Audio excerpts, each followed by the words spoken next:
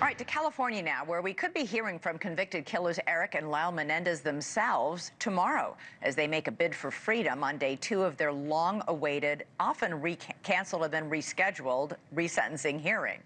The brothers have served more than 3 decades of their life without parole sentences for the 1989 murders of their parents, Jose and Kitty Menendez. The hearing could determine if the brothers are eligible for lesser sentences, paving the way for a possible release from prison. The scene outside the courtroom today was chaotic, with defense attorney Mark Garagos making it clear he thinks it's time to set the brothers free. But L.A. County District Attorney Nathan Hochman says not yet. He says the brothers first need to come clean about their years of lies and deceit.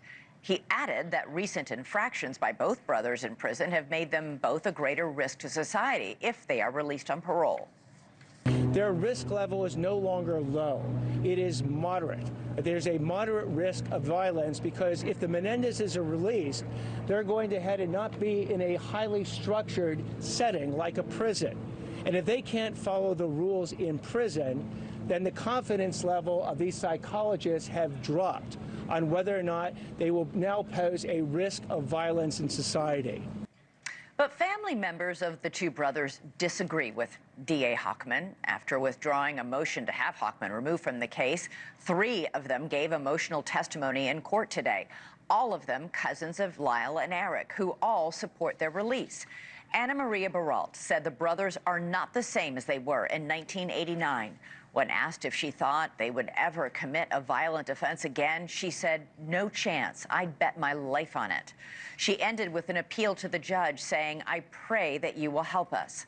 All right, for more on all of this, let's go to Brian Claypool, criminal defense attorney. Great to have you both here. Brian, all 3 of these cousins made these very emotional appeals to the judge and said the family has completely and fully forgiven them for murdering the brothers' parents.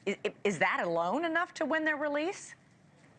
Hey, Elizabeth, nice to see you again. Absolutely not. Look, I get that the family wants to come into court. They want to be supportive. They want to say there's no chance that the Menendez brothers will ever commit a crime again. But look, at the end of the day, in my opinion, you need to have a forensic psychologist. Like if I was representing the Menendez brothers, I would have had an independent forensic psychologist get into that prison and speak to these 2 young men several times, interview them, have them go through therapy sessions, and then develop the forensic psychologist's own opinion as to whether these guys are going to commit a crime in society again.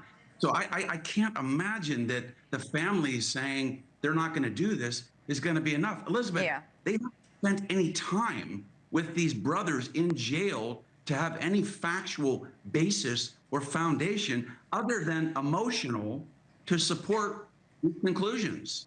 Brian, there was a bit of a victory, I think, you correct me if I'm wrong, for Eric and Lyle today in the sense that they get to make a statement tomorrow, but they do not have to be subject to cross-examination after they make that statement. Yeah, Elizabeth, look, I don't know how far that's going to go with this judge. And to Matt's point, look, at the end of the day, you and I talked a few days ago about this, and I didn't know about the portion of the risk assessment report that said that they're a moderate risk. Yeah, I didn't either. I didn't know that. Look, when you've committed a heinous crime like that and you're trying to say self-defense, yet there was no evidence at trial that there's an imminent threat. That's the standard. There had to have been an imminent threat of these 2 young boys being in harm's way for them to allege the self-defense. Right. But look, you need no risk. Like I think Matt would agree. Like with a heinous crime like this, you've got to have a risk assessment report coming back. There's very little risk. But when you've got moderate, that worries me. And Garagos really doesn't have a forensic psychologist to counter that. What are these 2 guys going to come in and say? Hey, look, we're better. We're not going to do anything wrong in the community. There's no cross-exam. I don't think that's going to carry a lot of weight. All right. Really fascinating stuff. Brian Claypool, we will hear more tomorrow after day 2 of that hearing. Really appreciate you guys weighing in tonight.